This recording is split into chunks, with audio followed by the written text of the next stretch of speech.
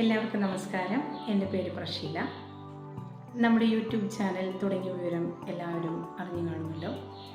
YouTube ചാനലിൻ്റെ പുറകിൽ പ്രവർത്തിച്ച നമ്മുടെ അഡ്മിൻ ഷാജിക്കായ്ക്കും അണിയറ പ്രവർത്തകർക്കും അഭിനന്ദനങ്ങൾ.